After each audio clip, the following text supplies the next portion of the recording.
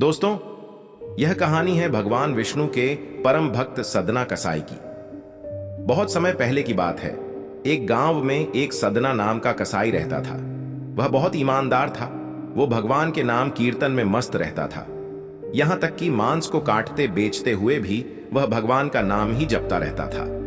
एक दिन वह कहीं जा रहा था। उसने देखा एक काले रंग के पत्थर से उसका पैर टकरा गया है। उसने वह पत्थर उठा लिया, वह जेब में रख लिया, यह सोचकर कि यह मांस तोलने के काम आएगा। वापस आकर उसने वह पत्थर मांस के वजन को तोलने के काम में लगाया। कुछ ही दिनों में उसने समझ लिया कि यह पत्थर कोई साधारण नहीं है। जितना वजन उसको तोलना होता, पत्थर उतने वजन का ही हो जाता है। धीरे धीरे यह बात गांव में फैलने लगी कि सदना कसाई के पास वजन करने वाला पत्थर है।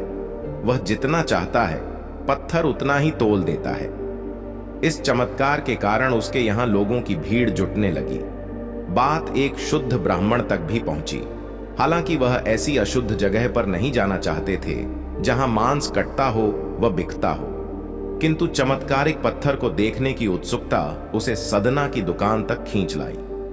दूर से खड़ा वह सदना कसाई को मीट तोलते देखने लगा। उसने देखा कि कैसे वह पत्थर हर प्रकार के वजन को बराबर तोल रहा था। भीड़ के छटने के बाद ब्राह्मण सदना कसाई के पास गया। ब्राह्मण को अपनी दुकान में आया देखकर सदना कसाई प्रसन्न भी हुआ और आश्चर्यचकित भी। बड़ी नम्रता से सदना ने ब्राह्मण को बैठने के लिए स्थान दिया और पूछा कि वह उनकी क्या सेवा कर सकता है। ब्राह्मण बोला, तुम्हारे इस चमत्कारिक पत्थर को देखने के लिए ही मैं तुम्हारी दुकान पर आया हूं। बातों ही बातों में उन्होंने सदना कसाई को बताया कि जिसे पत्थर समझकर वो मांस तोल रहा है, वास्तव में वो शालिग्राम जी हैं, जो कि भगवान का स्वरूप होता है। शालिग्राम जी को इस तरह गले कटे मांस के बीच में रखना व उनसे मांस तोलना बहुत बड़ा पाप है। सदना बड़ी ही सरल प्रकृति का भक्त था।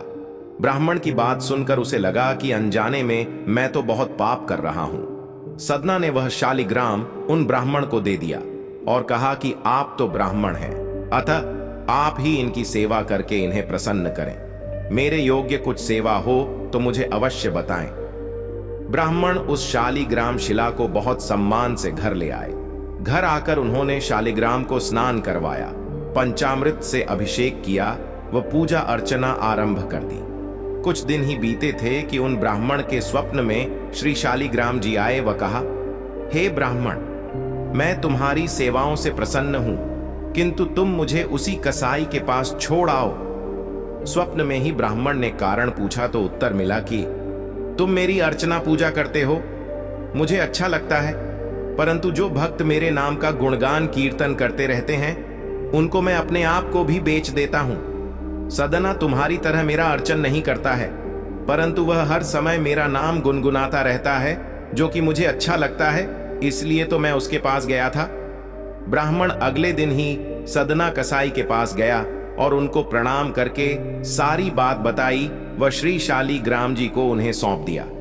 ब्राह्मण की बात सुनकर सदना कसाई की आंखों में आंसू आ गए। मन ही मन उन्होंने मांस बेचने खरीदने के कार्य को बंद करने की सोची और निश्चय किया कि यदि मेरे ठाकुर को कीर्तन पसंद है तो मैं अधिक से अधिक समय नाम कीर्तन ही करूंगा। और इस प्रकार सदना कसाई ने अपना काम छोड़ भगवान की भक्ति में अपना सारा जीवन लगा दिया।